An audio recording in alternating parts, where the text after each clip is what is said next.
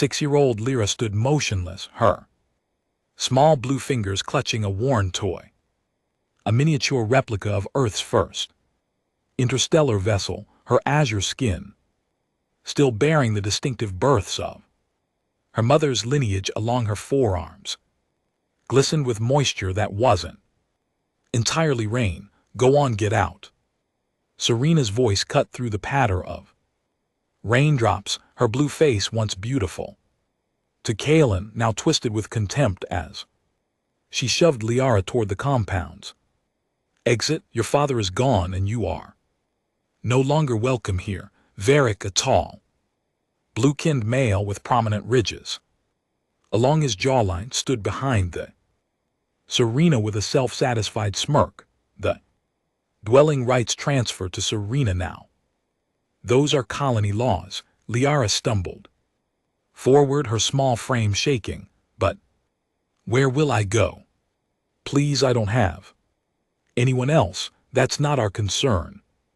Serena hissed. Then with calculated cruelty she grabbed a container of purified water and poured over Lyra's head, an old custom she explained to Varric loudly enough for the few lingering mourners to hear, to wash away the misfortune of death. But everyone knew there was no such custom on Orion, for they turned away, unwilling to intervene against the influential research coordinator and her security chief lover. Liara stood drenched, the cold seeping into her bones as the acidic rain began to eat at her simple burial clothes. She clutched her toy tighter, the last gift from her father before his accident in the research facility 3 days ago. The whine of a landing shuttle pierced the air.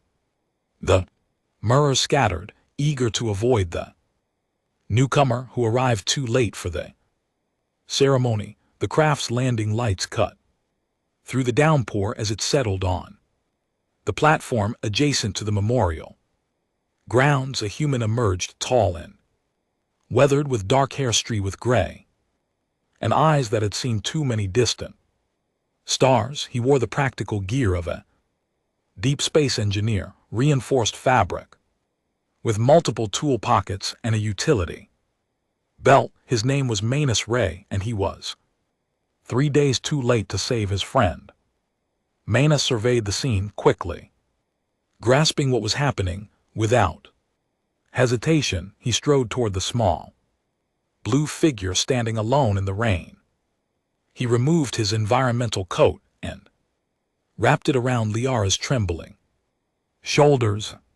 What do you think you're doing? Serena demanded, her hand instinctively reaching for Varric. Manus stood to his full height, nearly a head taller than the Aronians. His voice was low but carried the unmistakable edge of steel. From this moment she's under my protection. Touch her again and you'll regret it more than you can imagine. Varric stepped forward, his hand moving to the ceremonial blade at his hip, more ornament than weapon, but still lethal. You have no rights here, Earther. This is colony business. Manus didn't flinch. I have every right. Kaelin Thor named me as Liara's guardian in the event of his death. I have the documentation filed with Earth Central and the Colonial Administration. This was a lie, but Manus knew bureaucracy well enough to know it would take weeks to verify, and by then he would have formalized the arrangement. What mattered now was getting Lara away from these people. She belongs with her own kind, Serena argued, though her conviction wavered.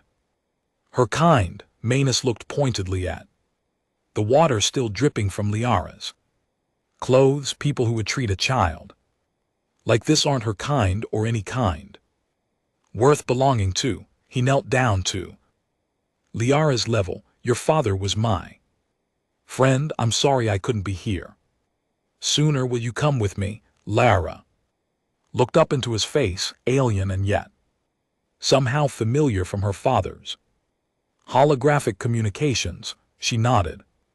Once clutching her toy, Manus took her small hand and led her toward his shuttle, his back deliberately turned to Serena and Varric in a display of calculated contempt. This isn't over. Varric called after them. The colony has laws. Manus paused at the shuttle ramp and turned. Yes, it does. Laws against child abandonment, laws against research, sabotage, laws against murder. Interesting how many seem to have been broken recently. He saw fear flicker across Serena's face before he guided Liara into the warmth of the shuttle. As the craft lifted off, Lara pressed her face against the viewport, watching the only home she had ever known shrink. Beneath them, she didn't cry. She had done enough of that in the past 3 days. Instead, she clutched her toy and asked quietly, "Where are we going?"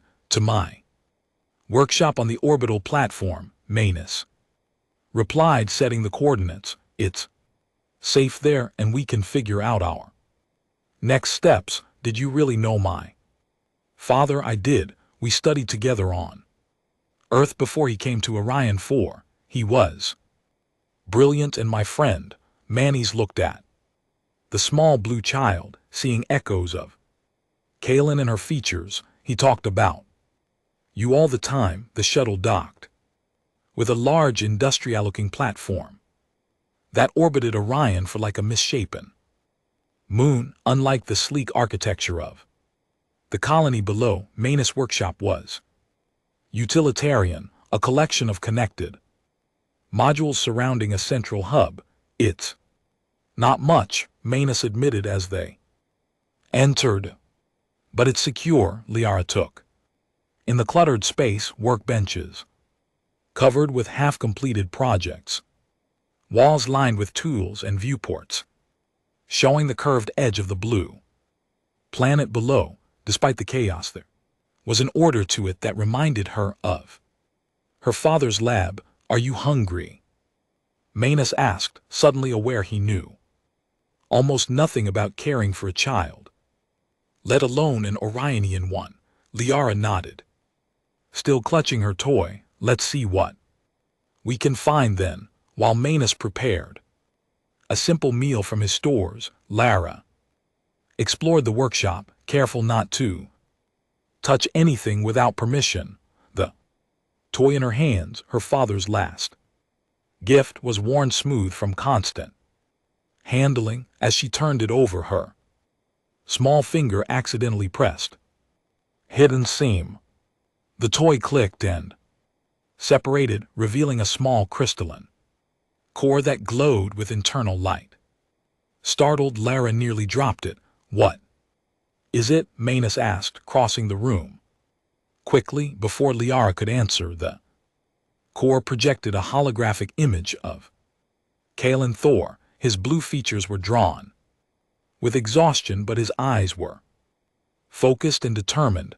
"Liara, if you're seeing this, then my suspicions were correct and I didn't make it."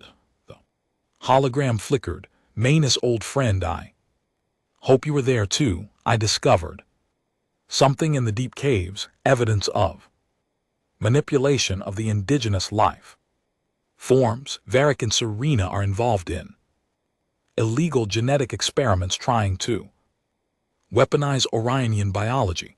The data. This core proves everything." The hologram shifted to display complex molecular structures and research logs.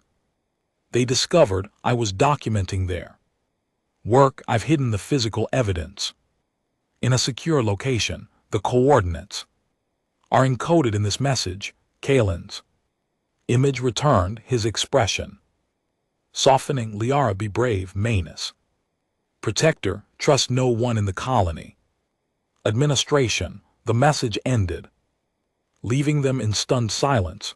"Dad knew they were going to hurt him," Liara whispered, her voice small but steady. Manga studied the data still floating in the air. "These are biological weapons. If they're modifying Oronian life forms. He shook his head. This violates every colonial treaty. A proximity alarm blared through the workshop. Manus moved to a console and activated the external cameras. A colonial security shuttle was approaching, flanked by maintenance drones that had clearly been repurposed as weapons platforms. That was fast. Manus muttered, they must have been planning this since before the funeral. He turned to Lyra. We need to move. They're coming for the evidence. Can we fight them? Lyra asked, her small face set with determination that seemed too old for her years. Manus assessed their options. The workshop had no weapons. Colonial regulations prohibited them. But it did have tools, lots of tools. Not directly, he said, but we can make things difficult for them. Working quickly, Manus modified a plasma cutter into an improvised spear, its tip glowing with enough heat to melt through metal. He strapped it to his back and handed Lyra a small toolkit. I need you to be very brave now, he told her. When I say run, you run. When I say hide, you hide. Can you do that? Liara nodded, tucking the holographic core back into her toy and securing it. In the toolkit, they moved through the workshop to a maintenance shaft that connected to the station's external service corridors. As they reached it, they heard the docking clamps engage as the colonial shuttle forced its way aboard. Remember what I said, Manus whispered, helping Liara into the shaft. Stay quiet and follow me. The service corridors were narrow, designed for maintenance drones rather than people. But they wound throughout the station like arteries. Manus led Liara through the maze, using his knowledge of the station's layout to stay ahead of their pursuers. Behind them, they heard the workshop door blast open, followed by shouts as the security team entered. Varick's voice carried through the station's internal communications. Manus Ray, you are harboring a colonial ward without authorization and are in possession of stolen research materials. Surrender now, or we will use lethal force. Manus didn't bother responding. Instead, he guided Liara to a junction where several corridors met. He quickly disconnected a panel and reconfigured the circuitry. What are you doing, LRA? Whispered, setting a trap. Manus replied, finishing his work and replacing the panel. When they follow us through here, they'll get a surprise. They continued through the corridors, reaching an observation blister, a small bubble of transparent material that extended from the station's hall used for external inspections. Manus helped Lyra inside and then sealed the hatch. Behind them, through the transparent material, they could see the curve of Orion 4 below. Its blue surface swirled with purple storm systems. The sight momentarily took Lyra's breath away. My father used to say that perspective changes everything, she said softly. That seeing the whole makes you understand the parts better. Manus looked at the small blue child with newfound respect. Your father was a wise man. A distant explosion shook the station. Manus' trap had been sprung. That won't hold them for long, he said. We need to reach the emergency pods. They continued their journey through the station's extremities, using service paths rarely traveled even by maintenance workers. Twice more. Manus rigged simple traps, rerouting power conduits to create barriers of sparking electricity or releasing maintenance fluid to make floors treacherously slick. As they neared the emergency bay, a drone rounded the corner ahead of them. It was clearly modified for security purposes with a stun projector. mounted where tool attachments would normally go. Manus pushed Liara behind him and drew his improvised spear. Drone advanced its optical sensors. Focusing on them, Manus waited until it was within range, then lunged forward, driving the plasma hot tip into the drone's central processing unit. The machine sparked and fell its systems. Overloaded. Are there more? Lee asked, peering around his legs. Probably, Manus replied, retrieving his weapon. We need to hurry. They reached the emergency bay to find the main access sealed. Security protocols engaged from the central system. Manus cursed under his breath. Can you open it? Lear asked. Not quickly enough. Manus looked around, assessing their options. But there's another way. He led her to a maintenance access panel and removed it, revealing a narrow shaft that led between the walls. This runs behind the emergency bay. If we can reach the manual override inside, we can launch a pod. Liara looked at the dark, confined space with apprehension, but nodded bravely. I can fit better than you. Tell me what to do. Manus hesitated, then realized she was right. He was too large for the space, but Liara could navigate it easily. The override is a red lever about halfway down. Pull it down and the inner door will open. I'll meet you inside. Lara squeezed into the shaft, her small form disappearing into the darkness. Manus positioned himself by the emergency bay's outer hatch, ready to move as soon as Lyra triggered the override. Footsteps echoed down the corridor, heavy and purposeful. Varric appeared, flanked by 2 security officers. His ceremonial blade had been replaced by a very real and very lethal shock baton. There you are, Varric said, his lip curling. Where's the child? Safe from you, Manus replied, raising his makeshift spear. Varric laughed. You think you can fight us with that? This isn't Earth with its primitive notions of honor. On Orion 4, we're practical enough to murder a scientist for discovering your illegal experiments. Manny's asked, playing for time. Varric's expression hardened. Kalen was naive. The galaxy isn't the friendly place you Earthers pretend it is. There are threats out there that require preparation, weapons that will give our people an advantage by turning your own planet's life forms into biological weapons. That's not preparation, it's madness.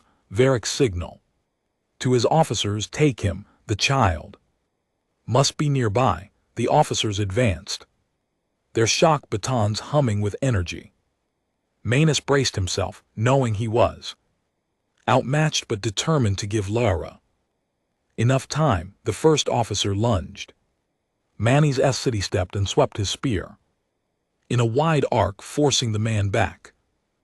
Second officer circled, looking for an opening. Manus kept his back to the wall, eyes darting between his opponents. You can't win, Varric said from behind his men. Even if you somehow defeat them, there are more coming. As if on cue, the sound of drones approached from further down the quarter. Manus allowed himself a grim smile. I don't need to win. I clear his throat. Just need to not lose for long enough. Behind him, the emergency bay's inner door hissed open. Liara had succeeded. The momentary distraction cost him. One of the officers rushed forward, his baton connecting with Manus' shoulder. Pain lanced through him as the electrical charge disrupted his nervous system. He stumbled but managed to bring his spear up in a defensive position. The second officer pressed the advantage, swinging for Manus' head. Manus ducked and thrust his spear forward. the plasma tip, melting through the officer's baton and into his hand. The man screamed and fell back. Varric himself moved forward now, his own weapon raised. Enough of this. Where is the evidence? Why don't you ask? Serena, Manus taunted. She seems to be letting you do all the dirty work while keeping her hands clean. Rage flickered across Varric's face. He charged, moving with surprising speed for his size. Manus barely had time to dodge the shock. Baton grazing his side, he countered with a swing of his spear, but Varric was ready, catching the shaft and using Manny's momentum to pull him off balance. They grappled for control of the weapon. Varric's superior strength gradually winning out. The remaining officers circled, looking for an opening to strike. You should have stayed on Earth, Varric growled, forcing Manus back against the wall. And you should have looked behind you, Manus replied. Confusion crossed Varric's face just as the emergency bay's outer door slid open. Liara stood there, her small hand on the control panel. She had circled through the bay and come around behind them. The distraction was enough. Manus twisted, breaking Varric's grip on the spear, and drove his knee into the Orion's midsection. Varric doubled over, and Manus brought the spear shaft down hard on the back of his neck. Varric collapsed, momentarily stunned. The remaining officer hesitated, looking from his fallen commander to the armed human. Go, Manga said to Liara, backing toward the emergency bay. Get to a pod. Liara disappeared inside. Officer decided discretion was the better part of valor and retreated to help Varric. Manga sealed the outer door and hurried to where Lara was already preparing one of the emergency escape pods. Despite never having been in one before, she had intuited the basic controls from their similarity to simulation games. Very impressive, Manga said, taking over the final preparations. My father said I was good with patterns, Liara replied, buckling herself into the safety harness. The pod systems came online, its small propulsion units warming up. Through the viewport they could see Varric and his officer trying to override the door. They'll be through soon, Manga said, setting the pod's initial trajectory. But we'll be gone. Where are we going? Lear asked. Manus checked the coordinates from Kalen's message. To find your father's evidence. It's somewhere in the deep caves of the southern continent. The pod's launch sequence completed. With a series of mechanical clunks, it detached from the station and fired its thrusters, pushing them away into space. Liara watched as the orbital platform grew smaller behind them. Will they follow us? They'll try, Manka said grimly. But we have a head start, and these pods are designed to be difficult to track. As they began their descent toward Orion Forearm, Manus used the pod's limited communications array to send a coded message to a contact at Earth Central, a former colleague who owed him a favor. He didn't explain everything, just enough to make sure someone knew what was happening if they didn't make it. The pod entered Orion for his atmosphere, its heat shield glowing as friction built up around them. Liara watched the flames with wide eyes. Are we going to be okay? She asked, her voice steady. Despite the turbulence, we will, Muse assured her, though he wasn't entirely confident himself. The pod was designed for orbital escapes, not precision landings, and they needed to reach a specific region. As they descended through the cloud layers, the landscape of Orion 4 came into view, vast blue Forest stretching to the horizon, broken by purple mountain ranges and the silver ribbons of rivers. It was beautiful and alien, and somewhere down there, deadly. The pod's automatic systems guided them toward the southern continent, using atmospheric braking to slow their descent. Manus made minor adjustments, trying to get them as close to Kalen's coordinates as possible. Brace yourself, he warned as they dropped below the cloud layer. This will be rough. The pod's parachutes deployed, jerking them upward briefly before beginning a more controlled descent. They were still coming in too fast, the ground rushing up to meet them. Manus wrapped a protective arm around Liara as they hit.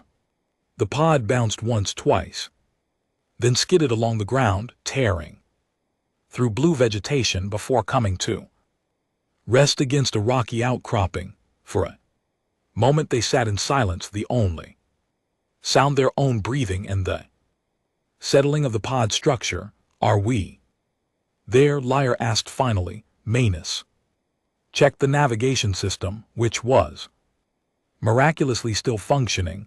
Close enough. We have about 10 km to go. They gathered what supplies they could from the pod: emergency rations, a first aid kit, and a basic survival pack. Manus converted the plasma cutter back into a spear, its power source still holding a charge. As they prepared to leave the relative safety of the poem, Manus hesitated. Liara, you know this planet better than I do. Is there anything I should know before we go out there? Lyra considered the question with a seriousness that belied her age. The forest is dangerous. There are predators that can smell fear and plants that move when you're not looking, my father said. The deep caves are even worse because they've never been fully explored. Great, Mangus muttered. Any advice? Move confidently, don't show fear, and watch the trees. If their leaves start to change color, run. With that less than reassuring guidance, they exited the pod and stepped onto the soil of Orion 4. The forest around them was unnervingly quiet, the blue vegetation more like thick fibrous stems, and earth trees towered overhead, their canopy filtering the sunlight to cast everything in an eerie aquamarine glow.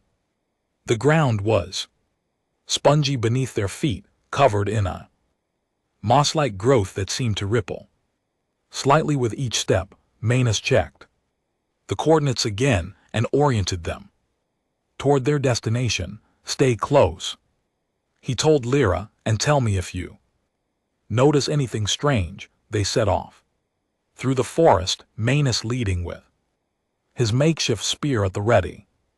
Despite the alien nature of their surroundings, he found himself drawing on wilderness survival skills he had learned on Earth, watching for signs of water, noting landmarks, keeping track of the sun's position. Liara moved with surprising grace, her small feet finding purchase on the uneven ground where Manka sometimes stumbled. She seemed more at ease here than she had on the station, occasionally pausing to examine a particular plant or listen to a distant sound.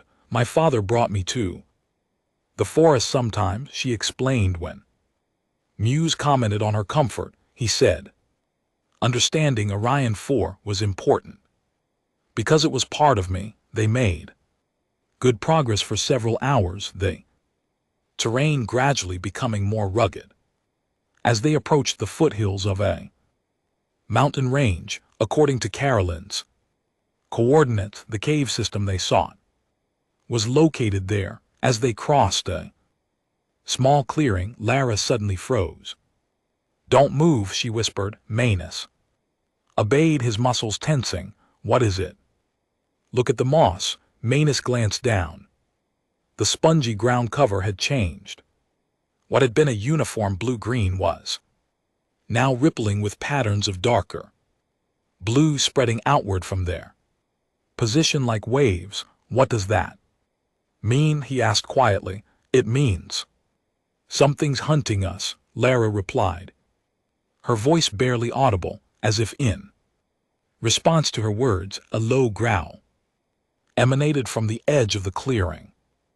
A creature emerged from between the blue stems, quadrupedal with a sleek body, covered in azure fur striped with deeper blue. Its head was broad with multiple eyes arranged in a pattern that gave it near 360 degrees vision, and its mouth opened to reveal rows of needle-like teeth.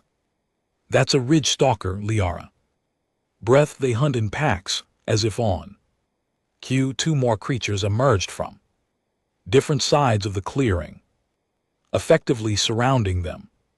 Manus raised his spear, turning slowly to keep all three predators in view. Any suggestions? They're attracted to movement and fear, Liara said. If we run, they'll chase us, so we stand our ground. Yes, and we make ourselves look dangerous. Manus almost laughed at the absurdity. A human and a small child trying to intimidate three predators, clearly evolved to be apex hunters, but he trusted Lara's knowledge of her world. The ridge stalkers began to circle them, moving with fluid grace, their multiple eyes never blinking. The lead predator took a step closer, jaws parting in what almost looked like anticipation. Manus activated the plasma tip of his spear, which flared to life with a bright glow. He swung it in a wide arc, leaving a trail of light in the air. Stay behind me, he told Liara, but look fierce if you can. To his surprise, Liara stepped up beside him. Instead, she drew herself up to her full height, still tiny compared to Manus, and let out a high keening sound that pierced the air. It wasn't particularly loud, but it had an eerie quality that made the hair on Manus' neck stand up. The ridge stalkers hesitated, their circling pattern faltering. Keep doing whatever that is, Manus encouraged, swinging his spear again for emphasis. Liara continued the sound, modulating it in a way that seemed to confuse the predators further. One of them took a step back, head tilting as if trying to understand what it was hearing. Taking advantage of their uncertainty, Manus lunged forward suddenly, thrusting his spear toward the lead stalker without actually trying to hit it. The creature leaped back, startled by the aggressive move. It's working, Ma said, maintaining his aggressive posture. They're not sure what to make of us. Liara's call changed pitch, becoming more assertive. To Manny's amazement, the ridge stalkers began to retreat, still watching them wearily but clearly deciding this potential prey wasn't worth the risk. When the last stalker had disappeared back into the blue stems, Manus let out a breath he hadn't realized he was holding. That was incredible, he told Liara. What was that sound you made? A warning call, she explained. My father taught me. It mimics the territorial cry of the cave dwellers, the only predators ridgers avoid.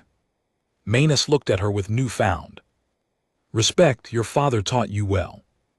They continued their journey, more cautious now that they knew what lurked in the forest. As they climbed higher into the foothills, the vegetation changed, but becoming sparser and more twisted, clinging to rocks with root-like tendrils. By late afternoon, they reached a series of rocky outcroppings that matched the coordinates from Kaelin's message. Massive cave openings dotted the cliff face, dark mouths leading into the mountain. Which one?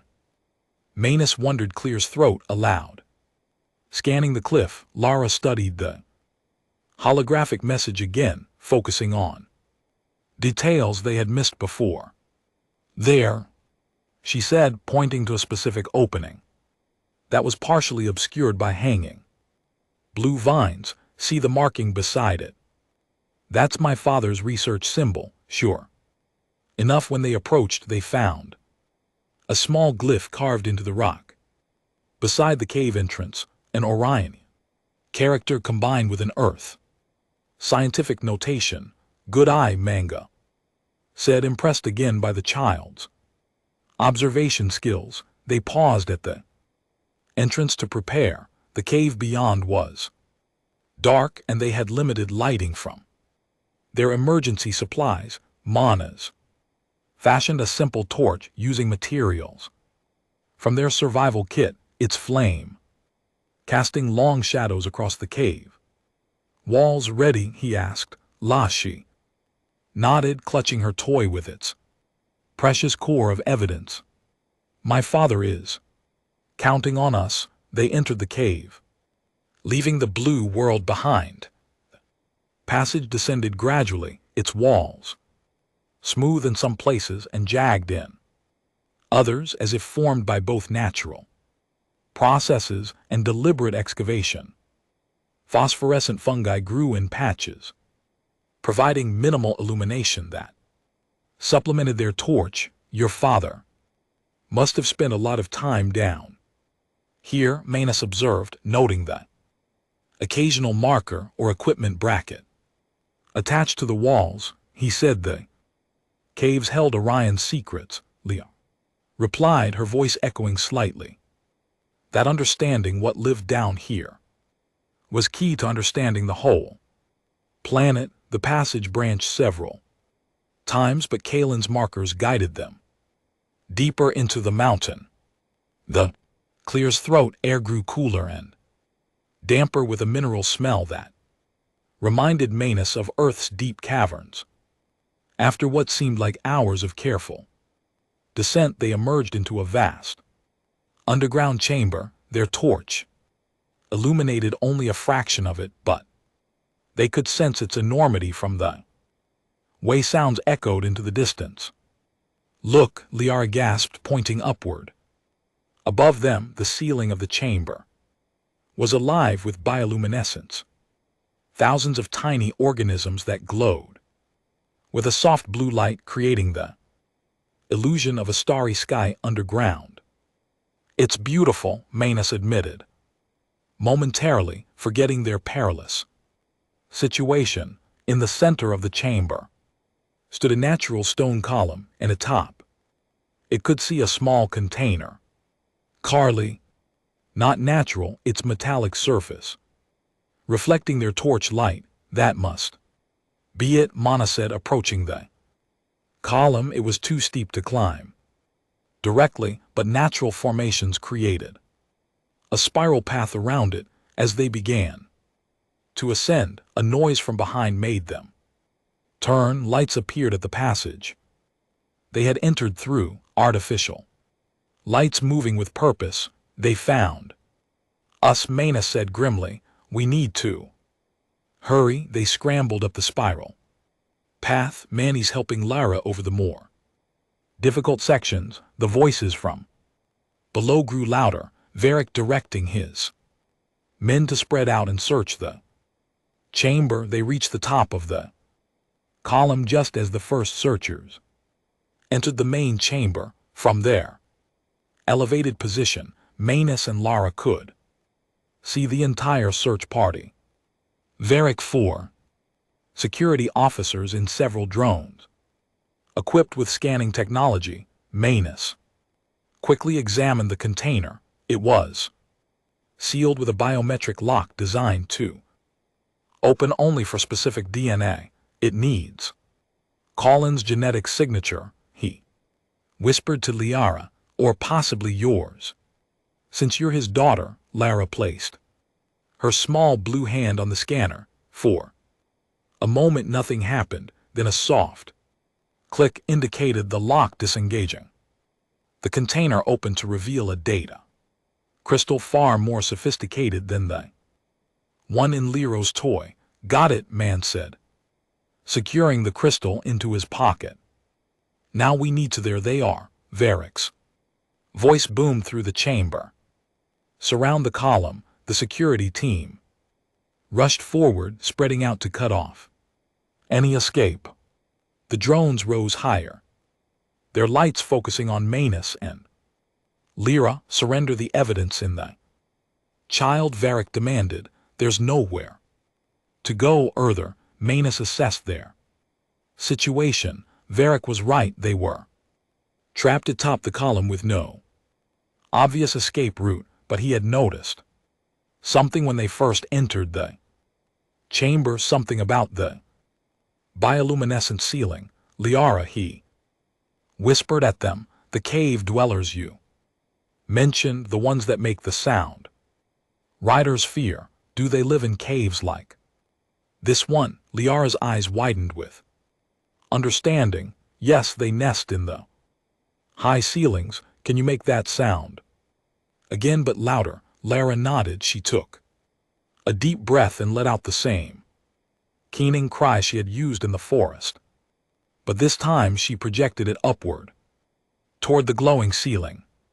The effect was immediate. The bioluminescent patches began to move, separating from the ceiling to reveal they weren't fixed organisms, but rather the undersides of creatures that clung to the rock. Dozens of them, then hundreds, their bodies similar to Earth's bats, but with multiple limbs in the same multi-eyed configuration as the ridge stalkers. What are you doing? Vic shouted, his confidence faltering as he noticed the movement above. Liara continued her call, modulating it in a way that seemed to agitate the cave dwellers further. They began to drop from the ceiling, their wings unfurling as they swooped through the chamber. Chaos erupted. Below, the security officers ducked and swatted at the creatures there, attention diverted from Manus and Lara. The drone's targeting systems became confused by the multiple moving objects, spinning uselessly as they tried to track too many targets. Now's our chance, Manga said, guiding Lara back down the spiral path. They stayed low, using the confusion to mask their movements. As they reached the chamber floor, Manga spotted a passage opposite from the one they had entered through, smaller and partially hidden behind a rock formation. He pointed and Lara nodded her understanding. They moved quickly across the chamber, staying in the shadows. Most of the security team was too busy defending against the cave dwellers to notice, but Varric, more disciplined than his men, caught sight of their movement. Stop them, he ordered, pushing through the swarm of creatures toward them. Manus and Lara reached the hidden passage just as Varric closed in. Manus turned, his spear raised. Give me the crystal, Varric demanded, his shock baton humming with energy. You killed her father for this, Manus replied. You'll have to kill me too. Varric's expression hardened. If that's what it takes. He lunged forward faster than Manus expected. The shock baton connected with Manus' spear, the electrical charge traveling through the metal components into Manus' hands. He grunted in pain, but held his ground. Run, Liara, he shouted, forcing Varric back with a desperate thrust, but Lara didn't run. Instead, she picked up a rock and hurled it at Varric with surprising force. It struck him in the side of the head, momentarily disorienting him. The distraction gave Manus the opening he needed. He swept Varric's legs from under him, sending him crashing to the ground. Before Varric could recover, Manus grabbed Lyra and pulled her into the narrow passage. They ran through the twisting tunnel, guided only by the faint bioluminescence of fungi growing On the walls, behind them they could hear Varric shouting orders, his voice growing fainter as the passage took them deeper into the mountain. Do you know where this leads? Manny's asked between breaths. No, Lara admitted, but it's going up, not down, Clear's throat. Maybe to the surface, they continued their ascent, the passage sometimes so narrow they had to squeeze through sideways. After what seemed like an eternity of climbing, they felt a breeze, fresh air from ahead. The tunnel opened onto a narrow ledge high on the mountainside, overlooking the blue forest they had traversed earlier. The sun was setting, casting long shadows across the landscape. We made it, Lyra said, her face breaking into the first real smile Manus had seen from her. Not quite, Manus, Clear's throat replied, scanning their surroundings. We still need to get off this planet and present the evidence to someone who can act on it. They worked their way down from the ledge, finding a path that led back toward the forest. As night fell, they made camp in a sheltered hollow, using their limited supplies to create a small, well-concealed fire. Liara fell asleep quickly, exhausted by the day's events.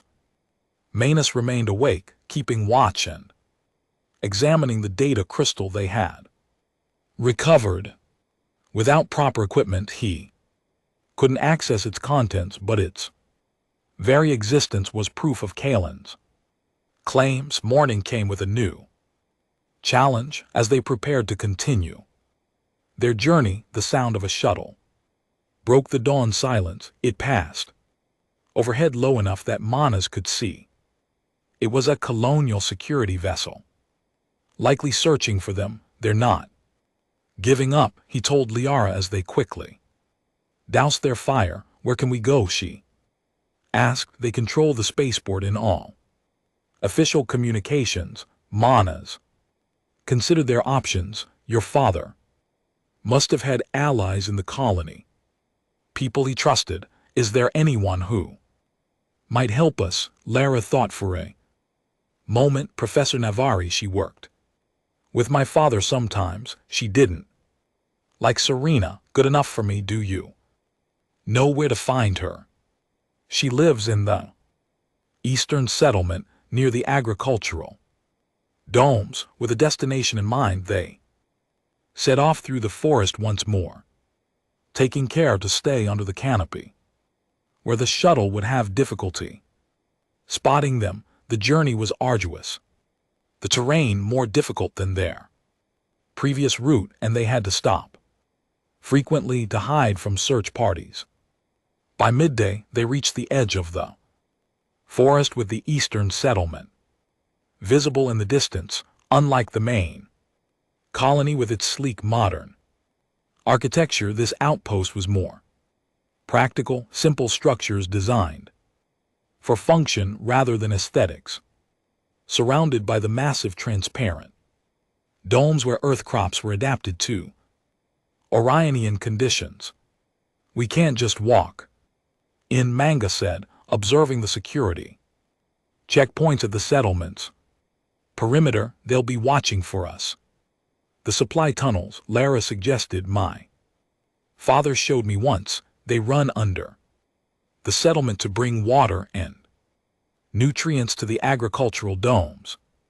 Manus raised an eyebrow. Your father showed you a lot of secret passages for a 6-year-old. Liara shrugged. He said knowledge was the best preparation for trouble. They circled the settlement, staying within the Trian until they reached a maintenance access point. Simple hatch partially concealed by blue ground cover. Manus forced it open, revealing a ladder descending into darkness. The tunnels were utilitarian, concrete channels large enough to walk through with pipes running along the ceiling and walls.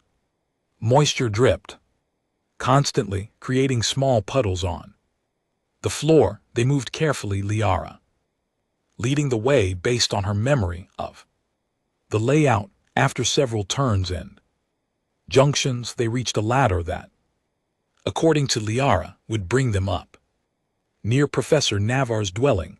Maz climbed for Maidbite first, cautiously, pushing open the access hatch and scanning the area before helping Lara up. They emerged in a quiet service alley between residential units.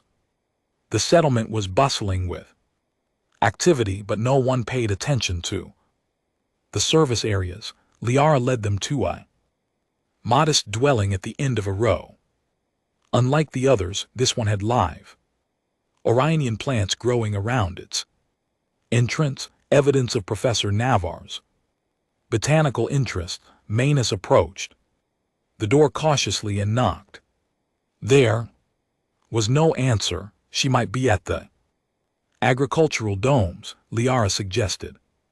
Just as they were about to leave, the door slid open to reveal an elderly Orion woman, her blue skin wrinkled with age and her eyes sharp with intelligence. Yes, she said, then froze as she recognized Liara. By the stars. Kalen's daughter, Professor Navarre. Lara said with obvious relief, "We need your help." The professor quickly ushered them inside, closing and locking the door behind them. Her dwelling was cluttered with scientific equipment, plant specimens, and data terminals. Workspace of someone more concerned with research than tidiness. "I heard about Kalen's death," Navarre said, her voice lowering, "and about you disappearing with an Earther. The official story is that he kidnapped you."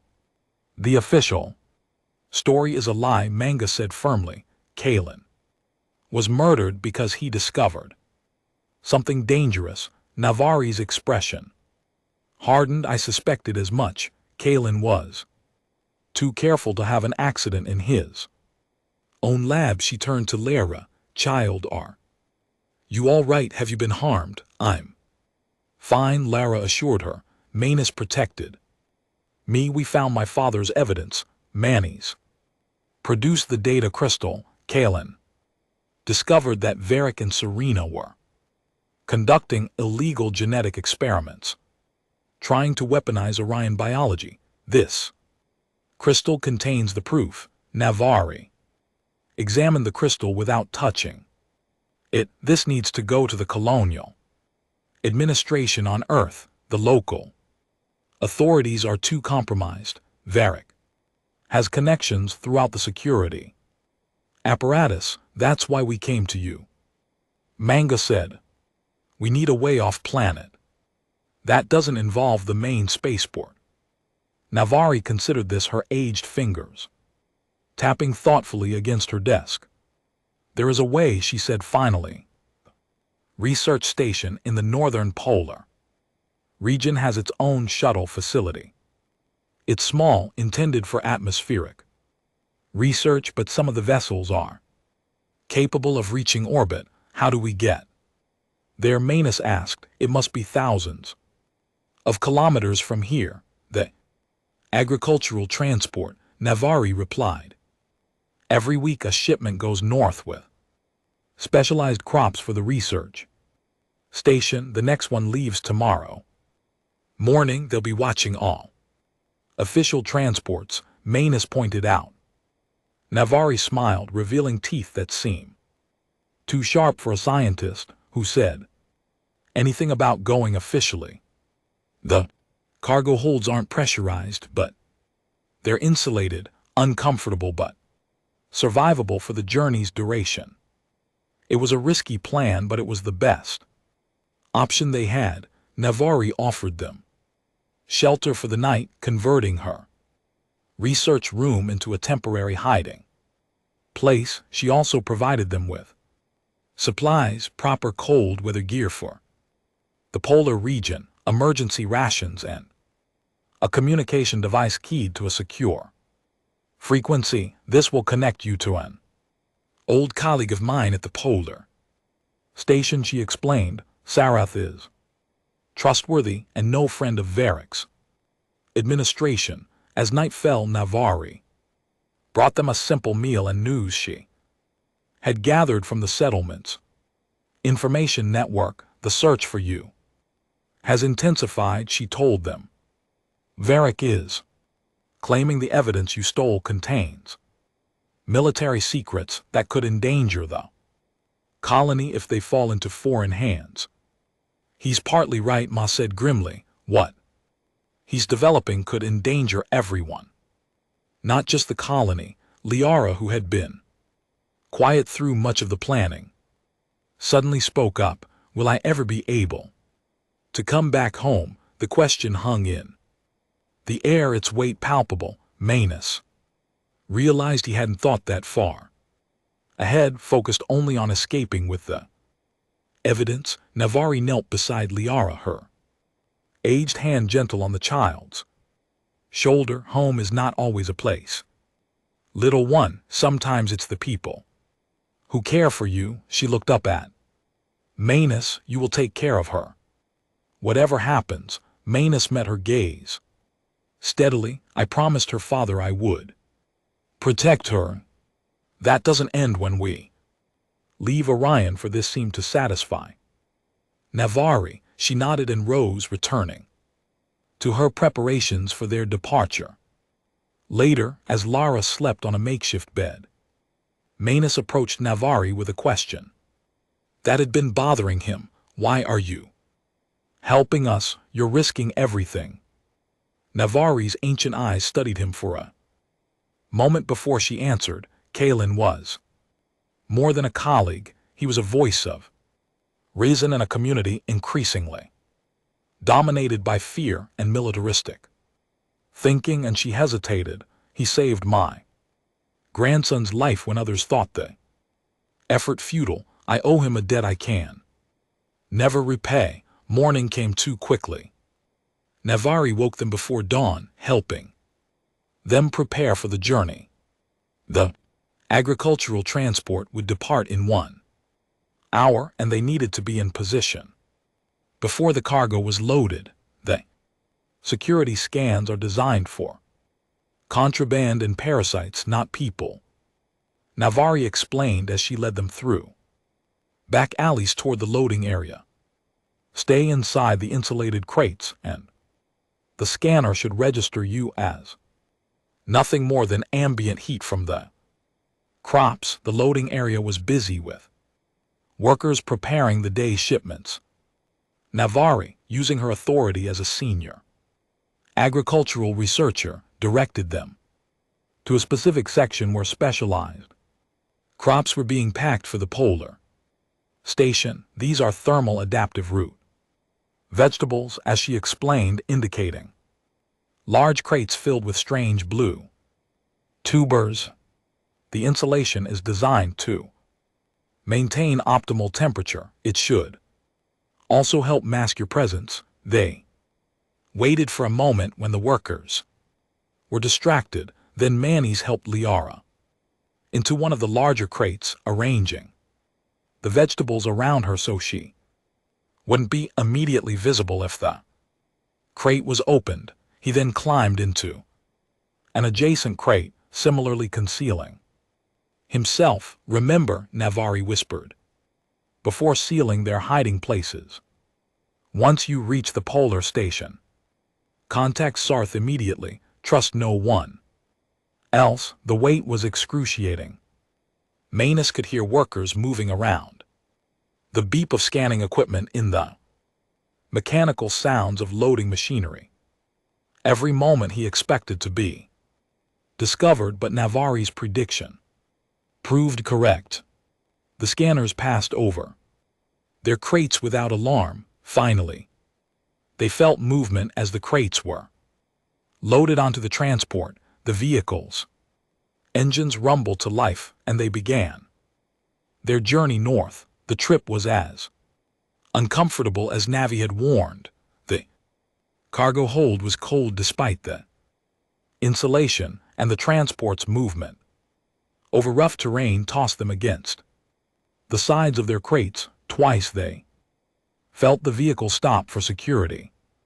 Checkpoints, but each time they were allowed to continue after brief inspections that didn't include opening the cargo. Hours passed. Manus used a small light to check his timepiece.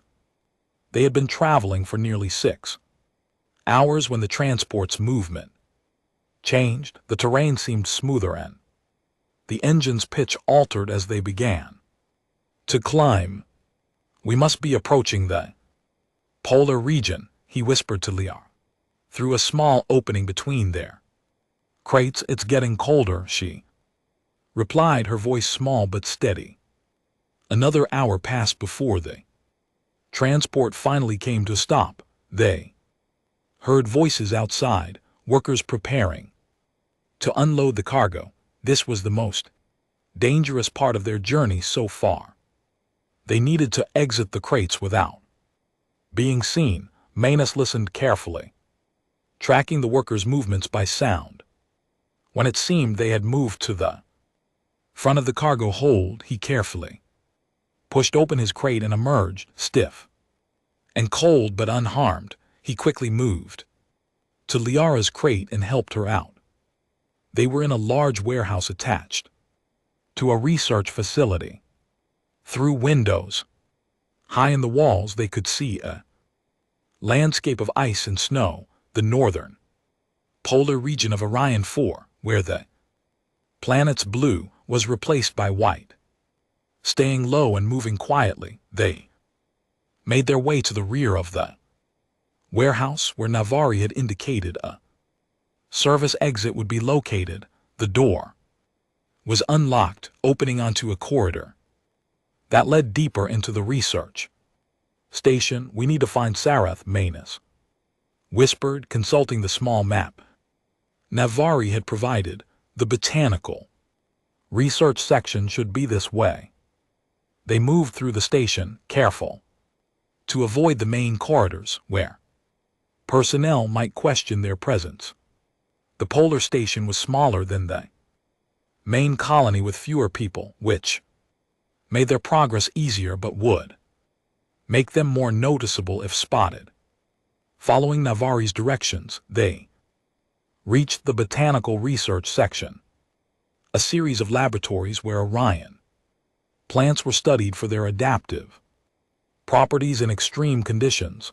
At this hour, most of the labs were empty, but one still showed lights and activity. Inside, an Orionian male with distinctive horizontal markings across his forehead, a regional characteristic of the northern clans, was working alone at a research station. The communication device Navari had given to them emitted a soft tone. The Orion looked up sharply, his eyes focusing directly on their position by the door. Instead of raising an alarm, he approached and opened it. "You must be Navari's friends," he said quietly. "I'm Sarth.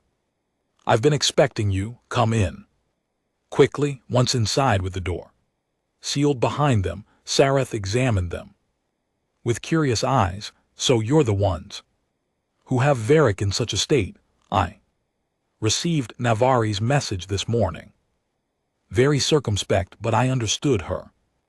Meaning, we have evidence of illegal genetic experimentation," Manus explained. "Research that could be weaponized. Kalen Thor discovered it and was killed for his trouble." Sarath's expression darkened.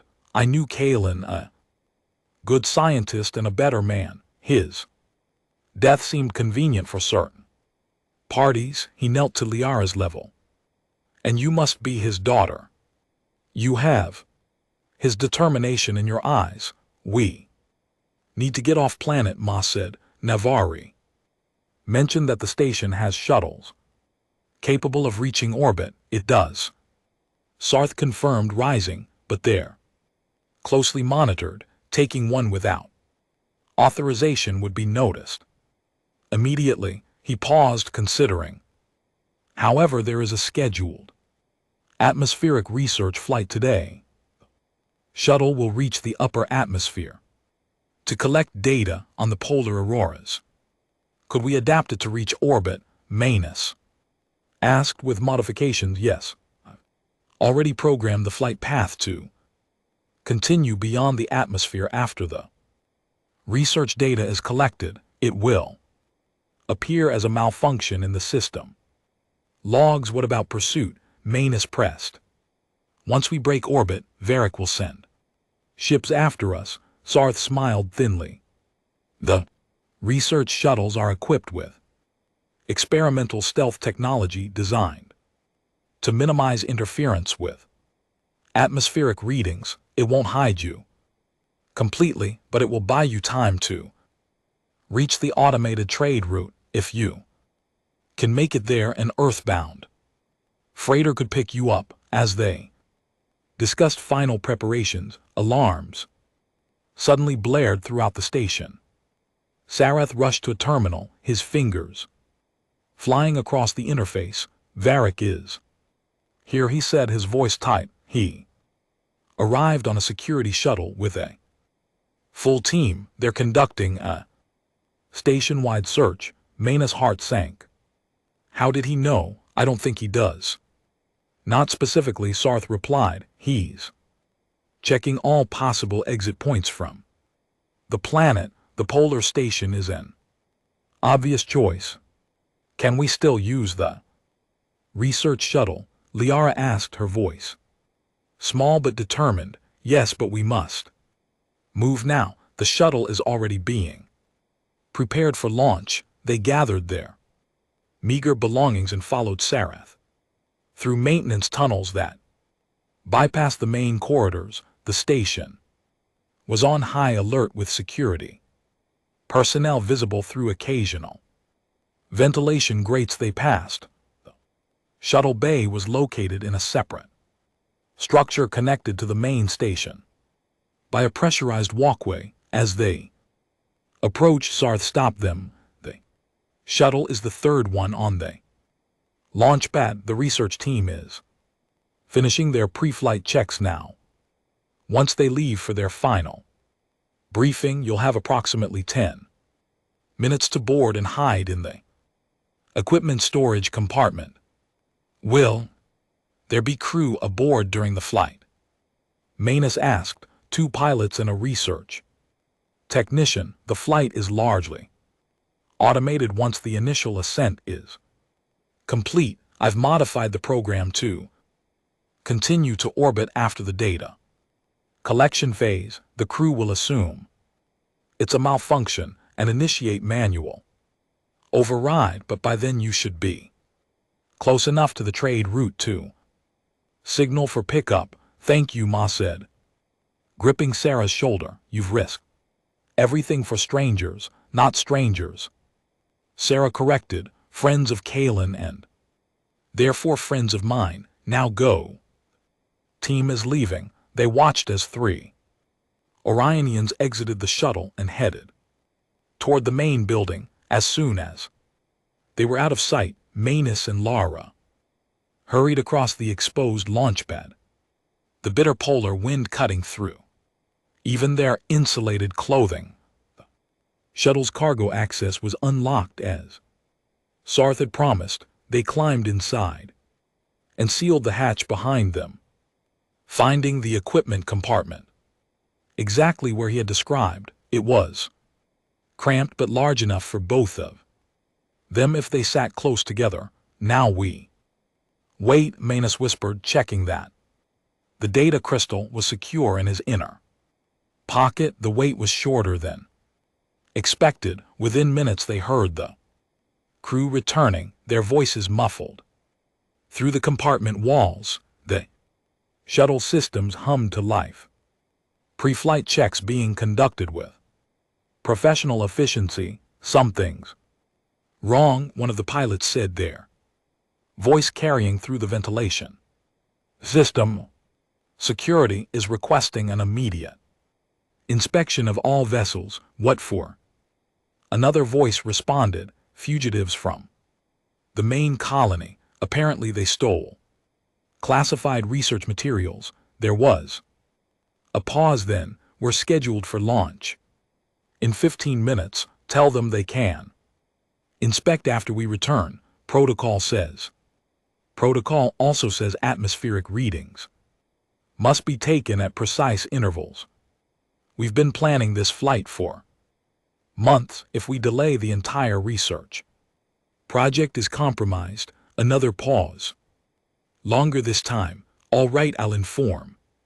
Then we're proceeding with launch, but we'll submit to inspection upon return. Manus and Lara exchanged glances in the dim light of their hiding place. It was a reprieve, but a temporary one. The shuttle's engines ignited, the vibration traveling through the hull, they felt. The craft lift off, the acceleration pushing them against the rear wall of the compartment. The journey had begun. For several tense minutes they focused only on remaining silent as the shuttle climbed through Orion 4's atmosphere. The craft shuddered occasionally as it encountered turbulence, but the pilots' skill kept it on course. Through a small ventilation grill, they could see part of the cockpit and hear the crew's conversation. The research technician was busy with his instruments taking readings of the aurora phenomenon, visible from their altitude, beginning data collection sequence. The technician announced all sensors functioning normally. This was the critical phase, when Sarth's modified program would take effect. They waited, barely breathing as the minutes ticked by. Suddenly an alarm sounded in the cockpit. What's happening? One of the pilots demanded. The navigation system is recalibrating. The other responded, confusion evident in his voice. It's adjusting our course. Upward, override it. I'm trying. System isn't responding to manual commands. The shuttle continued to climb its trajectory, taking it beyond the planned altitude and toward the edge of Orion 4's atmosphere. We're approaching orbital velocity, the first pilot reported, a note of panic entering his voice. Shut down the engines. Engine control is locked out. It's like the whole system is following a preset program. In their hiding place, Manus and Lara felt the increasing G-forces as the shuttle accelerated. The craft was designed for atmospheric flight, not space travel, but Sarah's modifications were holding. For now, the alarm suddenly silenced, replaced by a new sound, a communication signal. Research Shuttle Epsilon, this is Colonial Security. You are deviating from your approved flight path. Return to your assigned altitude immediately. The pilots exchanged worried glances, visible through the grill. Colonial Security, this is Epsilon. We are experiencing system malfunctions.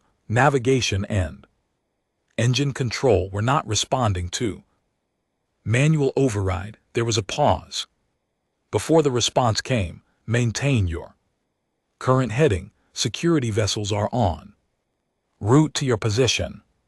The lead pilot turned to his colleague. They think we're the fugitives. Why else would they send security instead of technical assistance? The second pilot looked grim. Because Varric is personally directing the search and he's not taking chances. Outside the viewport, the blue-purple atmosphere of Orion 4 was thinning, giving way to the blackness of space. They had reached orbit. Life support is holding, but this craft wasn't designed for extended operation in vacuum. The technician reported, we have maybe 30 minutes before systems begin to fail.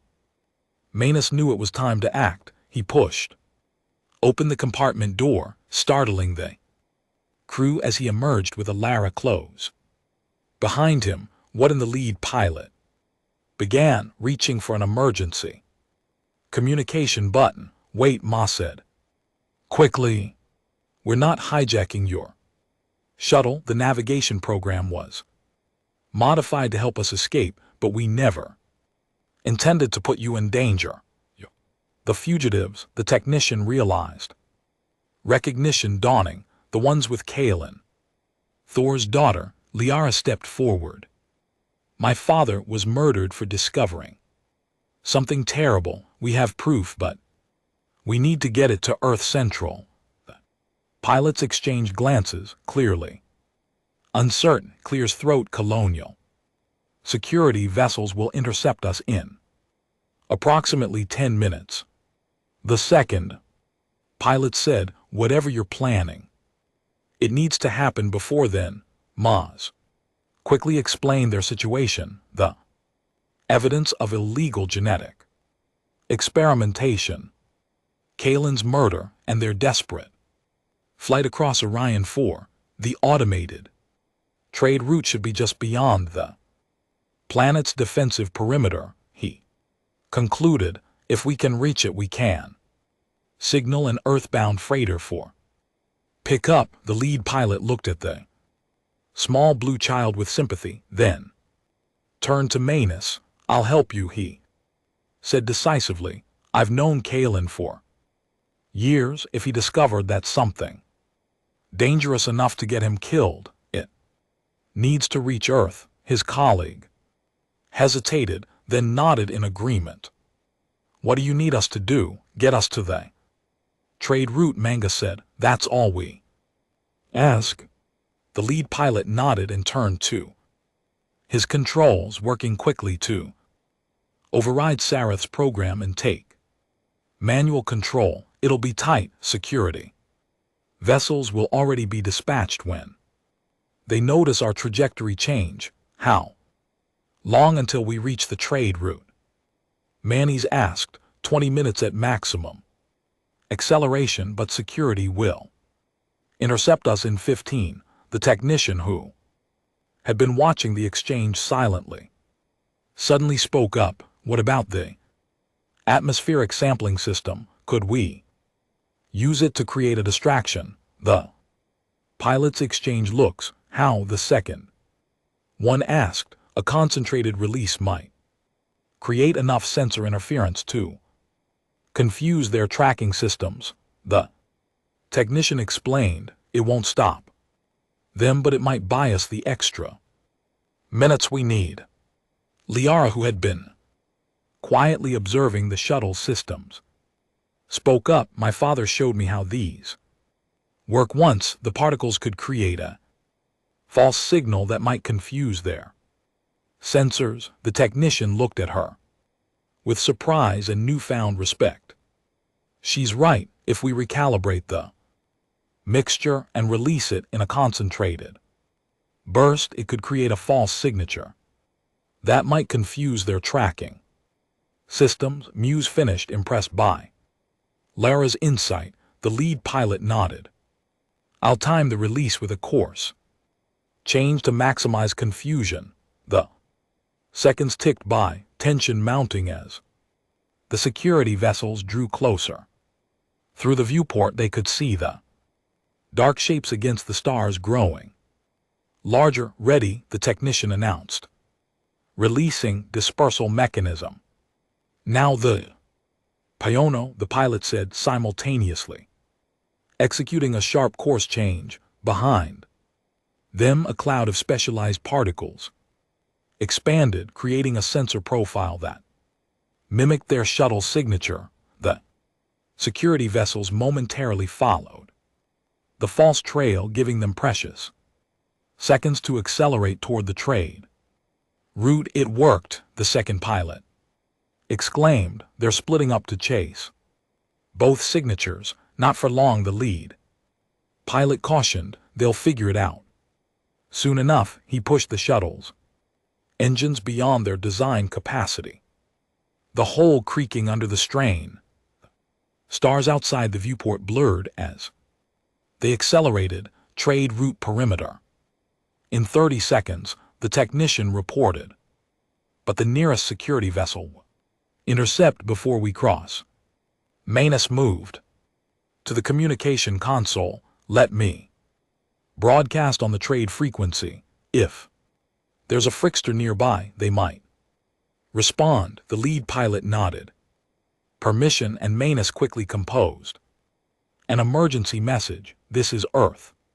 Citizen Manus Ray with critical evidence of treaty violations, requesting immediate pickup at trade route marker 37A, being pursued by unauthorized colonial security. He sent the message on repeat, hoping it would reach someone willing to help. The second stretched into minutes as they approached the trade route perimeter, the pursuing security vessel growing larger in their rear sensors. They're preparing to fire warning shots.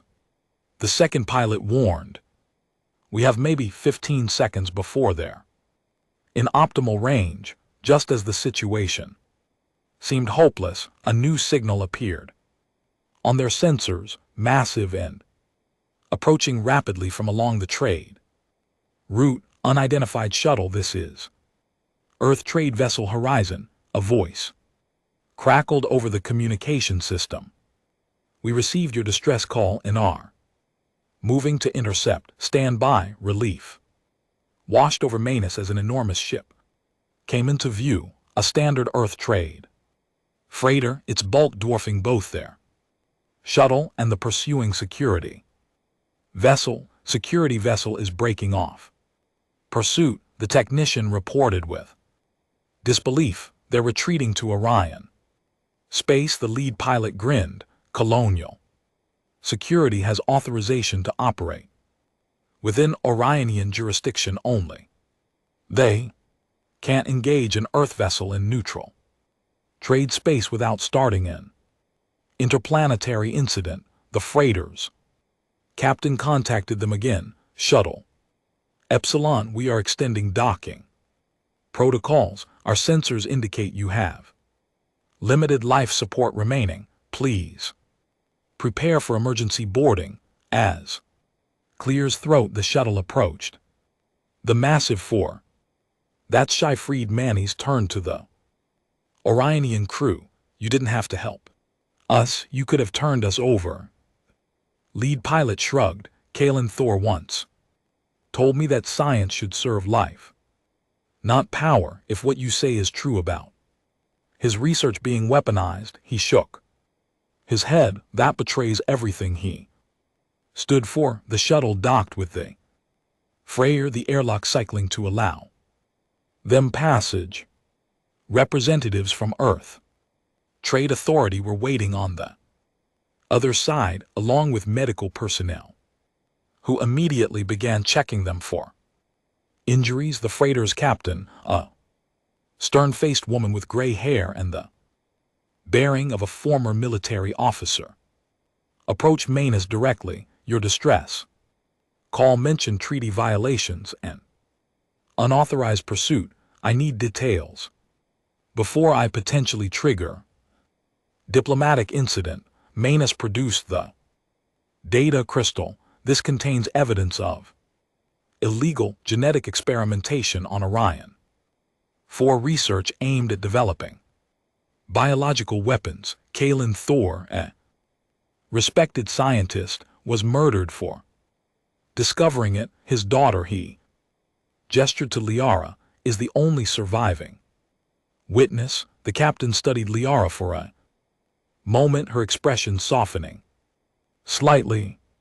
We'll get this to Earth Central immediately. In the meantime, you'll both receive asylum aboard this vessel. She turned to the Orionian crew.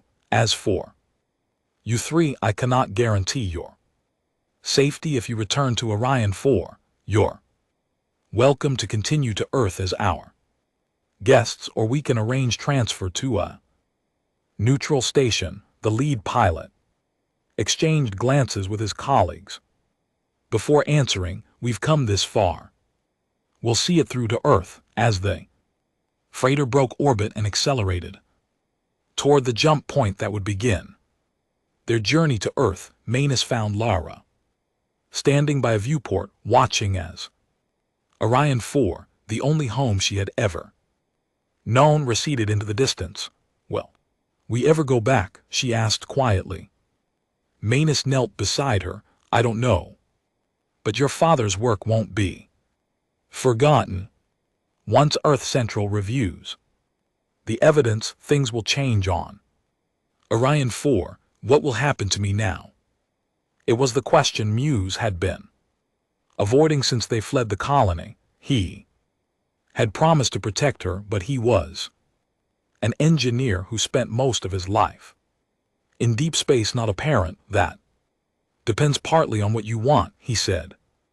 Honestly, Earth has programs for refugees, especially children. You would be well cared for. Lara turned to look at him, her eyes so like her father's. Searching his face, would I still see you? The question caught him off guard. He had assumed she saw him merely as her rescuer, a temporary guardian until safety was reached. If that's what you, he said carefully, I'm not. I don't know how to be a parent, Lara. Your father was my friend, but I never expected to be responsible for his child. My father said that the best things in life are rarely planned, Lara replied with a wisdom beyond her years. He said adaptation is the key to survival. Despite everything, Manus found himself smiling. He was right about that. So we'll adapt, Lyra said, as if it were the simplest thing in the world. Together, Manus looked at the small blue child who had shown such courage and resourcefulness in the face of terrible loss and danger. He thought about the lonely existence he had lived before receiving Kalen's distress signal and how empty returning to that life would feel. Together, he agreed, placing his hand on her shoulder. We'll figure it out as we go. As Earth trade vessel Horizon accelerated toward the jump point, carrying them away from danger and toward an uncertain future, Manus realized that in trying to fulfill his promise to protect Kalen's daughter, he had found something he didn't know he was missing: a family. Lara looked up at the stars streaking past the viewport, her blue face serene. Despite all she had endured, my father would be happy, she said softly. He always told me the stars were full of possibilities.